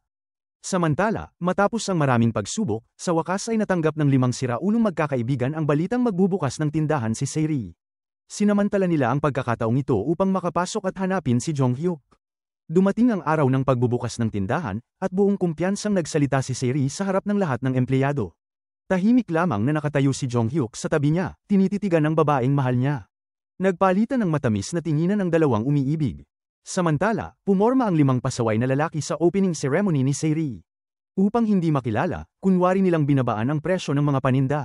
Si Pyo Kai-soo ay nagkunwaring mayaman at sinabing bibilhin niya ang lahat ng produktong tinanong niya, basta't makaharap niya mismo ang direktor. Pero pumalpak ang plano niya nang biglang dumaan ang mga gwardya. Dali-dali silang tumakbo palayo, halos nakapatong na ang kanilang mga paa sa kanilang leeg sa bilis ng takbo. Habang tumatakas, napansin nilang wala si Yundong. Yun pala, mahimbing itong natutulog sa isang malambot na kama. Paulit-ulit siyang tinawag ng grupo hanggang sa nagising siya at agad na tumakbo para humabol sa kanila. Sa sobrang pagmamadali, nakalimutan ni Yundong ang kanyang sapatos at nadapa pa ng malakas. Hindi sinasadya, nakita ni Jung Hyuk ang eksenang yun. Matapos ang kanilang matagumpay na pagtakas, napansin ng lahat na nawala ang sapatos ni Yundong. Sa sandaling yun, biglang lumitaw si Jung Hyuk na may hawak na sapatos ni Yundong. Tumulong siya kay Yundong na isuot ito. Sa wakas, matapos ang matagal na pagkakahiwalay, muling nagkita-kita ang lahat. Napuno ng emosyon ng grupo at mahigpit na nagyakapan. Sa wakas, muling nagkasama si Sairi at ang mga sundalong Koreano. Niyakap niya sila ng buong puso. Bagamat tuwang-tuwa si Pyo Kai-soo na makita si Sairi, nagkunwari pa rin siyang mayabang at lumapit para yakapin siya. Ang pagpunta sa bahay ni Sairi ay parang pagpasok sa isang bagong mundo. Laging may mainit na tubig sa bahay niya. Bukod pa rito, kusapang umiinit ang sahig. Ang lahat ng bagay sa bahay ni Sairi ay nagbigay ng bagong pananaw sa 5 sundalo. Matapos nito, sabay-sabay silang kumain ng barbecue. Malakas na sinabi ni Jung Hyuk na siguradong napakahirap para sa kanyang mga kasamahan ang malayong paglalakbay. Kaya ngayong gabi, siya mismo ang maglilingkod sa lahat. Ngunit sa totoo lang, inilagay niya ang lahat ng nilutong karne sa mangkok ni Sairi. Natatawang sinabi ni Joo Mayek na sa Korea, ang mga lalaking katulad ni Jung Hyuk ay tinatawag na concubine. Labis na ipinagmalaki ni Sairi si Joo Mayek at pinuri siya sa kanyang kaalaman. Matapos ang hapunan, hindi sinasadyang narinig ni Sairi si Jung Hyuk na nakikipag-usap kay Manbak. Napag-alaman niyang matapos nilang matagpuan si Jung Hyuk, maghahanda na silang bumalik sa North Korea. Ngunit nag-aalala si Jung Hyuk na baka bumalik si Chulkung para saktan si Sairi, kaya bago sila umalis, nais muna niyang hulihin si Chulkung. Kinabukasan, malungkot na nagpaalam si Sairi kay Jung Hyuk at sa iba pa. May meeting siya ng maaga kaya kinailangan niyang maunang umalis. Mental na rin niyang inihanda ang sarili sa pag-alis ni Jung Hyuk anumang oras. Bago pa man makapagsalita si Jung Hyuk, pinigilan siya ni Sairi. Pinilit niyang itago ang kanyang luha at lumabas ng pinto. Matapos nito, tuluyan nang umalis si Jung Hyuk kasama ang kanyang mga kasamahan. Pagkatapos ng trabaho, dali-daling umuwi si Sairi. Pagbukas niya ng pinto, madilim ang buong bahay. Noon niya napagtanto na umalis na talaga si Jung Hyuk at ang kanyang grupo. Umupo siya at humagulgol. Sa bahay na ito, minsan siyang naging masaya kasama ang lahat, ngunit ngayon, babalik siya sa pagiging mag-isa. Biglang bumukas ang mga ilaw sa loob ng bahay, at lumitaw sina Jung Hyuk at ang kanyang grupo. Iyon pala, naghanda sila ng isang surprise birthday party para kay Sairi. Ngunit sa halip na matuwa, mas lalo pang bumuhos ang kanyang luha. Tumayo siya at tumakbo palabas, at agad namang sumunod si Jung Hyuk. Hindi dahil galit si Sairi sa kanila kaya siya umalis. Natatakot lang siya na sa hinaharap, ipagdiriwang niya ang kanyang kaarawan ng mag-isa, at mas lalo lang siyang masasaktan sa tuwing maaalala niya ang gabing ito. Dahan-daang niyakap siya ni Jung Hyuk mula sa likod at mahinahong pinakalma. Matapos kumalma ni Sairi, sabay silang bumalik sa loob. Agad namang kinantahan ng 5 siraulong sundalo si Sairi ng Koreanong kanta para sa kaarawan. Masaya nilang binati siya, sabay-sabay na nag-cheer para sa kanya. Tinitigan ni Sairi ang lahat ng may pagmamahal. Gusto niyang itago sa puso niya ang napakagandang sandaling ito magpakailanman. Sa wakas, itinuro ni Seri sa lahat kung paano humiling bago hipan ang kandila. Matapos ang selebrasyon, lumapit si Junghyuk kay Seri na may tinatago sa likod ng kanyang kamay. Nahihiya niyang sinabi na may regalo siya para sa kanya, pero binigyang diin niyang wala yung espesyal na kahulugan. Ngunit nang makita niya ang kislap ng kasabikan sa mga mata ni Seri, agad niyang inilabas ang isang pares ng couple rings. Dahan-dahan niyang isinuot ito sa daliri ni Seri. Nagpasalamat si Seri kay Junghyuk. Sigurado siyang hindi niya kailanman aalisin ang singsing na ito. Dahil anuman ang mangyari, hinding-hindi niya makakalimutan si Junghyuk. Tinitigan nila ang isa't isa, ipinapahayag ang kanilang tapat at dalisay na damdamin. Kinabukasan ng maaga, nakita ni Yundong si Seri na naglilinis ng bahay. Labis siyang namangha sa vacuum cleaner na hawak nito. Nakita ni Seri ang kanyang inusenteng pagkasabik at naawa ulit siya. Bigla niyang tinawag ang 5 at inilabas ang isang itim na power card. Gusto niyang iparanas sa kanila ang walang limitasyong pamimili bago sila bumalik sa Korea. Excited na dinala ng 5 siraulong sundalo ang black card sa isang clothing store. Pagkakita sa punit-punit na jeans ni Pyo Kai-soo, agad niya itong pinuna. Hindi niya akalain na ganito pala kahirap ang buhay sa Korea, wala man lang pantapal sa mga butas. Ngunit bago pa siya matapos magsalita, biglang lumabas si Kwangbom na naka-ripped jeans. Napanganga ang 4 sa gulat, pero kahit punit-punit ang suot ni Kwangbom, nagmukha pa rin siyang sobrang gwapo. Samantala, si Yundong ay abala sa paglalaro ng isang bunny hat na nakasabit sa tabi ng kalsada. Mapanuksong sinabi ni Pyo Kai-soo na bibilhin niya ng tig-10 ang bawat klase para kay Yundong. Ngunit nang malaman niyang 5,000 won ang presyo ng bawat isa, agad niyang binawi ang sinabi niya at isa na lang ang binili. Matapos ang isang araw ng masayang pamimili, umuwi silang puno ng saya. Sa pagkakataong ito, nasa opisina na ni Seri. Dali-daling lumapit ang kanyang sekretarya at nagmamadaling ibinulong na ang lalaking artistang na-link sa kanya noon ay binanggit siya sa SNS. Ipinahayag nitong gusto niyang makipagbalikan kay Seri. Tahimik lang na nakatayo si bodyguard Junghyuk sa tabi, hindi nagsasalita. Mabilis na commendat si Seri bilang senyales sa sekretarya na tumigil na sa pagsasalita. Pero hindi naintindihan ng sekretarya ang senyales at tuloy-tuloy pa rin ang kwento tungkol sa iba pang male artists. Hindi napigilan ni Junghyuk ang sarili at tinitigan ng sekretarya ng masama. Sa huli, nap-icon si Seri at pinalayas ang sekretarya. Nagsimulang magselos si Junghyuk at tumabi kay Seri habang nangungulit. Tila seryoso niyang kinwestiyon si Seri, kung totoo bang gusto niyang bumalik sa Korea para makipag-date sa ibang lalaki. Agad namang nagpalinawag si Seri, sinabing ang male artist ay wala namang halaga sa kanya, isa lang itong dumaan sa buhay niya. Ngunit hindi pa rin natigil si Junghyuk.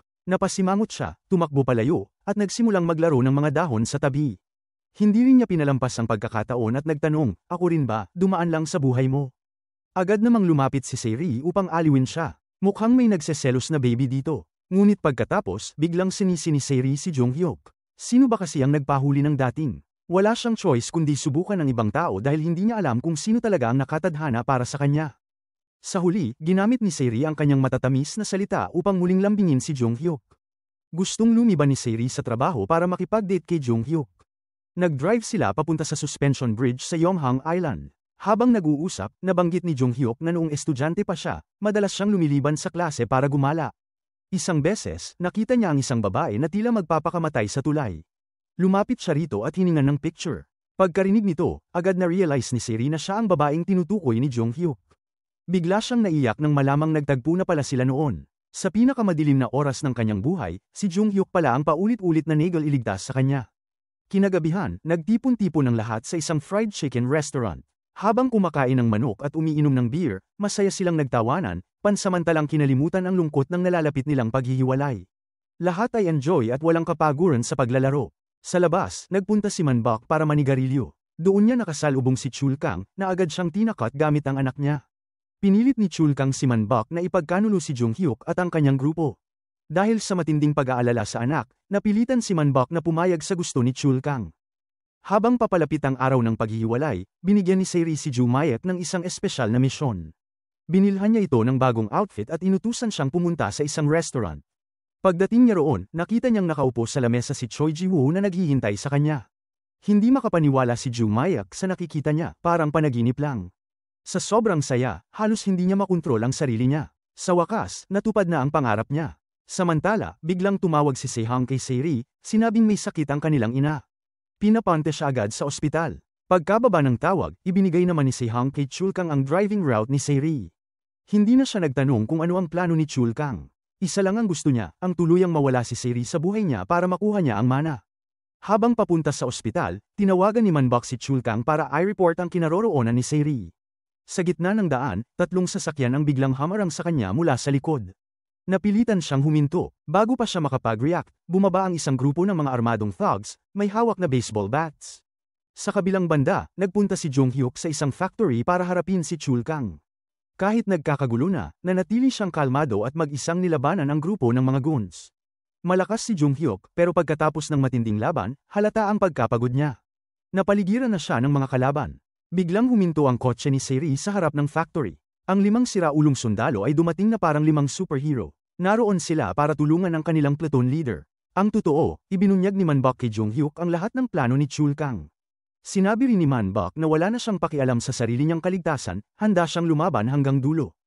Habang nasa loob ng kotse si Seri, nakita niyang nagsimula ng maglabanan ang magkabilang panig. Sa gitna ng kaguluhan, dinakip ni Chul Kang si Manbok at tumakas. Sinundan sila ni Jung Hyuk. Sa isang iglap, binugbog ni Chul Kang si Manbok at nagtago sa likod ng sasakyan. Nang makita niyang papalapit si Jung Hyuk, agad niyang nilabas ang baril at tinutok dito. Ngunit nakita ito ni Seri mula sa kanyang sasakyan. Alam niyang hindi makakaiwas si Jung Hyuk, kaya mabilis niyang pinatakbo ang sasakyan para seluhin ang bala. Nagkalasog-lasog ang windshield ng sasakyan, at nawala ng malay si Seri.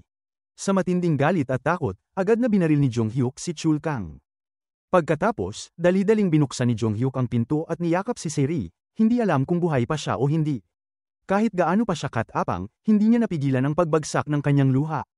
Agad niyang dinala si Seri sa ospital. Dahil dito, hindi na rin nakasabay si Jung Hyuk at ang kanyang team sa pagbabalik sa North Korea kasama ng mga atleta. Tahimik silang nakaupo sa labas ng ospital, nag-aalala para kay Seri.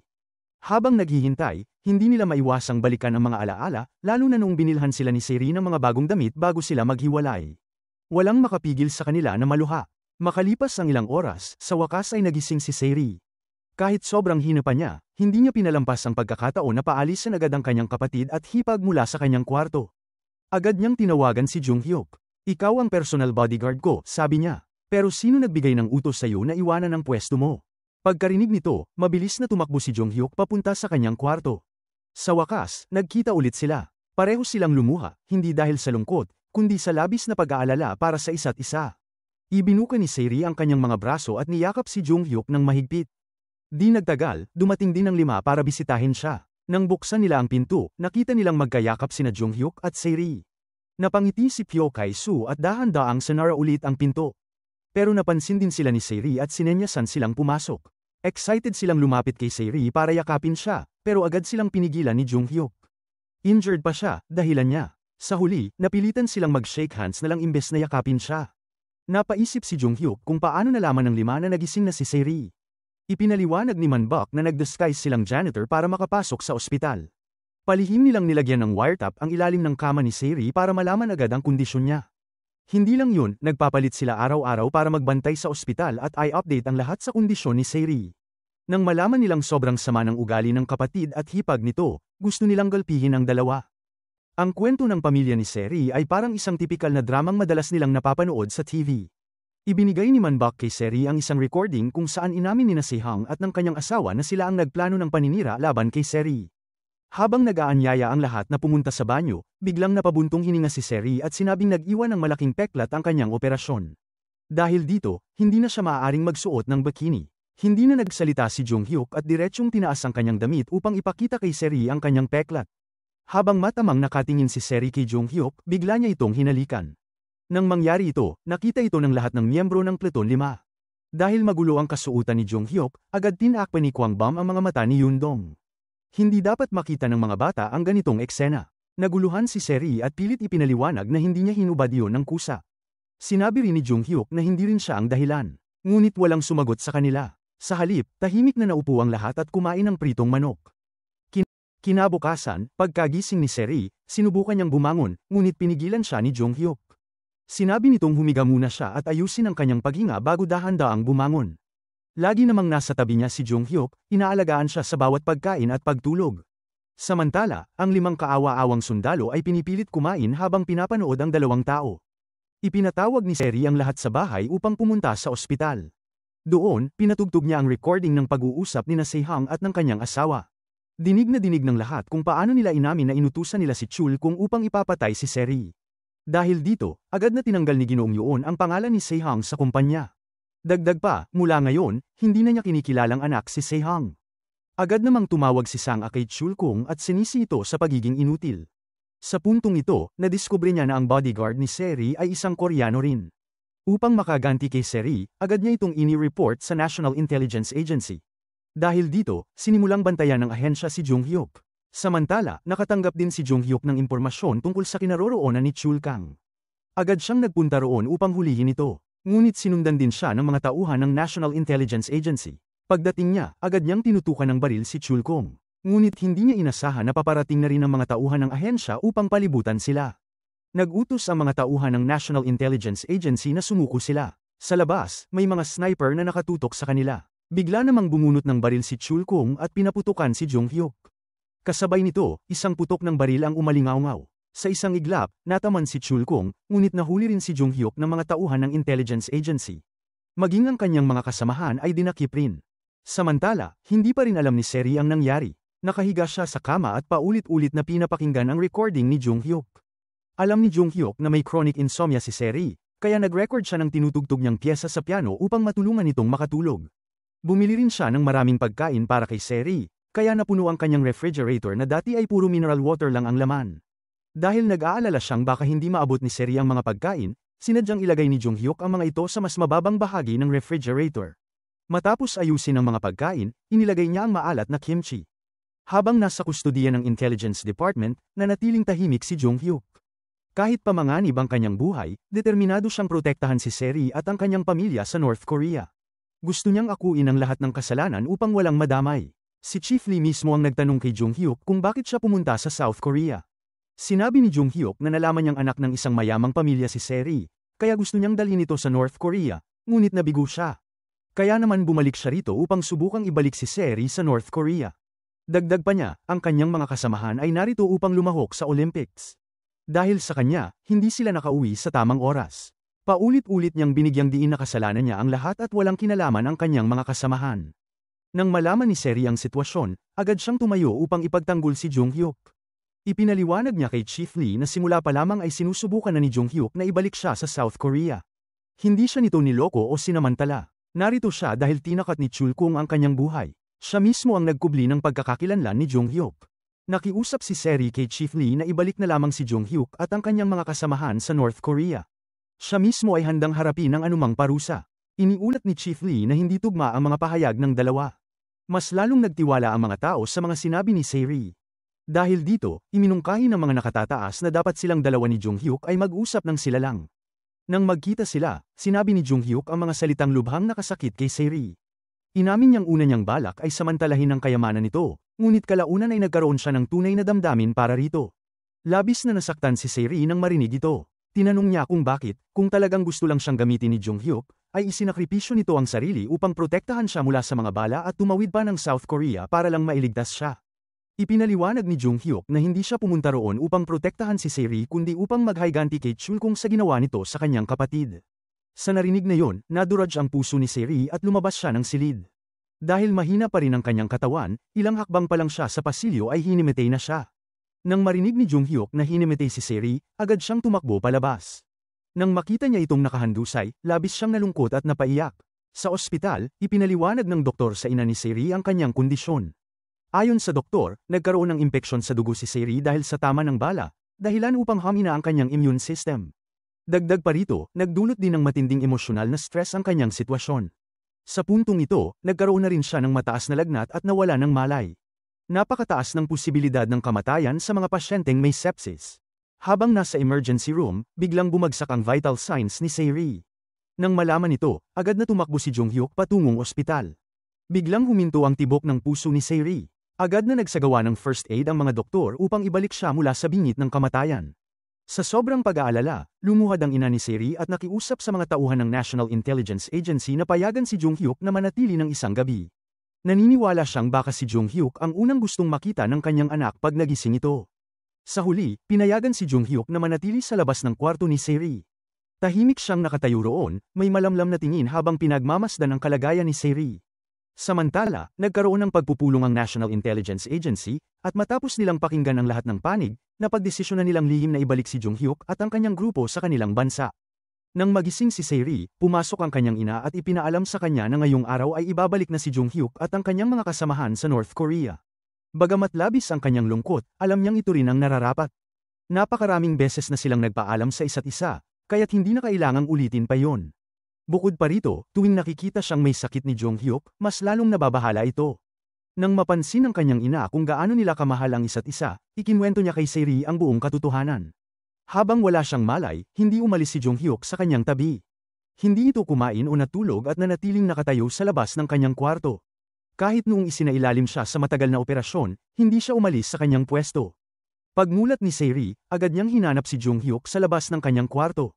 Ngunit upang hindi siya makita, sinadya ni Jung Hyuk na magtago sa isang sulok. Matapos magising si Se-ri, agad namang dinala si Jung Hyuk ng mga tauhan ng National Intelligence Agency. Nang malaman ang katotohanan, hindi napigilan ni Se-ri ang kanyang luha.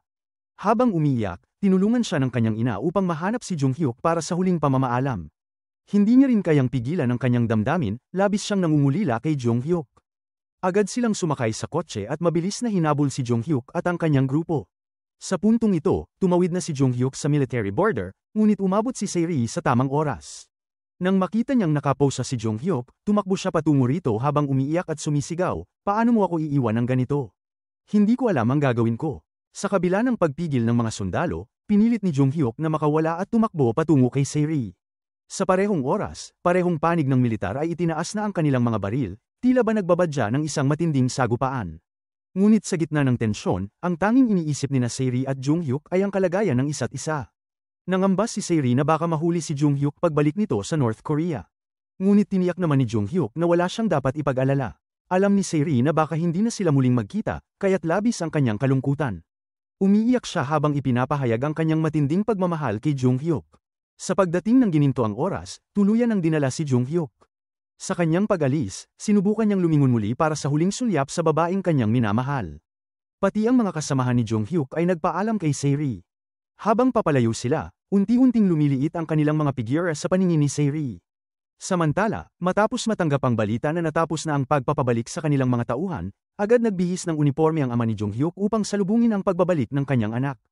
Tinanong din niya ang tungkol sa kalagayan ni Se-ri. Nang marinig niya ang pangalan ni Se-ri, napuno ng luha ang mga mata ni Jung Hyuk. Walang magawa, napabuntong hininga ng malalim ang kanyang ama na si Chung Ryul. Bumalik si Se-ri sa kanyang malamig at walang buhay na bahay. Napansin niya ang ref na puno ng mga sticky note at pagkain. Mas lalong sumakit ang kanyang puso. Pagkatapos, humiga siya sa kanyang kama at pinakinggan ang piyesang pangpiano na inirecord ni Jung Hyuk. Bigla, sa mga sandaling yon, nakatanggap si Se-ri ng isang default na mensahe mula kay Jung Hyuk. Tumingin siya sa mga librong nakalagay sa bookshelf na inayos upang mabuo ang mga salitang, "Yoon Se-ri, mahal kita." Napagtanto niya ang bago pa man umalis si Jung Hyuk sa National Intelligence Agency, isinagawa na niya ang pagpapadala ng mga default na mensahe kay Se-ri. Simula noon, araw-araw ay nakakatanggap si Se-ri ng mga paalala mula kay Jung Hyuk. Kahit hindi sila magkasama, patuloy nilang ginagawa ang mga bagay na sabay nilang nakasanayan. Laging pinaalalahanan ni Jung Hyuk si Se-ri na kumain sa tamang oras at huwag kumain ng mag-isa. Sa halip, hinihimok niya itong lumabas at kumain kasama ang kanyang mga kasamahan.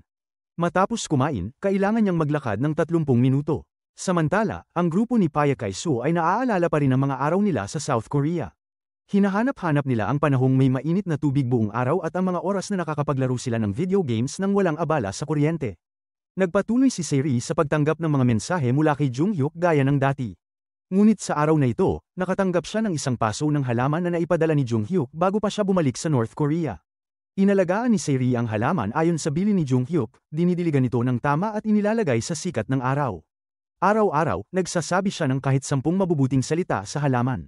Sa puntong ito, ang punla ng kamatis na regalo ni Se-ri kay Jung Hyuk noon ay namunga na rin sa wakas.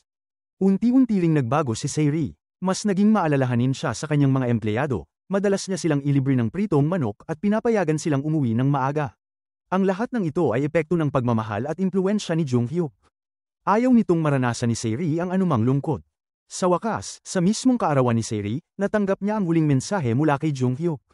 Ang default na sistema ng pagpapadala ng mensahe ay gumagana lamang sa loob ng 1 taon. Samantala, ang mga snowdrop flowers na minsang ibinigay ni Jung Hyuk kay Se-ri ay namulaklak na rin ng buong ganda. Minsan, nangako si Jung Hyuk kay Saeri na magkikita silang muli sa Land of Snowdrops, ngunit hindi niya tinukoy kung kailan. Kaya naman, itinaya nila ang kanilang kapalaran sa tadhana, na nalangin na isang araw ay muling mag-cruise ang kanilang mga landas. Sa panahong ito, si Jung Hyuk ay na-discharge na rin mula sa militar at sumali sa National Symphony Orchestra. Isang taon ang lumipas, nagtungo si Saeri sa Switzerland ayon sa hiling ni Jung Hyuk, ngunit hindi niya ito natagpuan. Totoo ngang mahirap hanapin ang kapalaran. Sa tuwing bumabalik si Saeri sa Switzerland, nagpo-post siya ng malalaking patalastas, umaasang maririnig ni Jung Hyuk ang kanyang panawagan. Ngunit, walang kasiguraduhan kung natanggap ba ni Jung Hyuk ang kanyang mensahe. Muling lumipas ang isang taon, at muling bumalik si Saeri sa Switzerland na may pag-asang makita si Jung Hyuk. Sa pagkakataong ito, sumubok siya ng paragliding. Ngunit sa kanyang pagbaba, nagkaroon siya ng aksidente, nalambitin siya sa kanyang parachute. Matapos niyang makawala, nakita niya si Jung Hyuk na nakatayo mismo sa harapan niya. Nagkita silang muli sa parehong paraan na unang nagtagpo ang kanilang mga landas. Tunay ngang dinala sila ng tadhana sa isa't isa, sa isang banyagang lupain. Dahil sa matinding emosyon, tumakbo si Saeri upang yakapin si Jung Hyuk.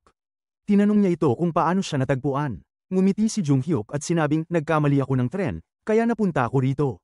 Ang mga salitang ito ay kagaya ng sinabi niya noon kay Saeri, minsan, ang maling tren ang magdadala sa iyo sa tamang destinasyon. Sa wakas, sa kabila ng lahat ng paghihintay at lungkot, nagtagpo rin silang muli. Sa ilalim ng maputing niyebe ng Switzerland, ibinahagi nila ang isang matamis at matagal nang inaasam na halik. Mula noon, tuwing sasapit ang parehong panahon bawat taon, nananatili si Saeri sa Switzerland ng 2 linggo. Sa panahong yun, masaya silang namumuhay ni Jung Hyuk. Magkasama silang nanunood ng mga pagtatanghal ng musika, naglalakad sa tabi ng lawa, at nagbabahagi ng masasayang alaala. At dito nagtatapos ang kanilang kwento. Naway ang mga nagmamahalan ay magkaroon ng isang masayang wakas, at ang mga nalulungkot ay matagpuan ang kanilang kapalaran balang araw. Matapos ang serye na ito at mag-date ng mahigit 2 taon, ay nagpakasal sa totoong buhay ang aktor na si Hyun Bin at aktres na si Son Ye Jin. Ang Crash Landing on You ay inspirasyon mula sa isang tunay na pangyayari. Ang K-drama series na ito ay batay sa isang insidente noong 2008, kung saan ang South Korean actress na si Jung Yang at ang kanyang mga kaibigan ay nailigtas matapos lumihis ang kanilang bangka papunta sa maritime boundary sa pagitan ng North at South Korea. Maraming salamat po sa patuloy na pagsubaybay sa Nilagang Mani. Hanggang sa muli.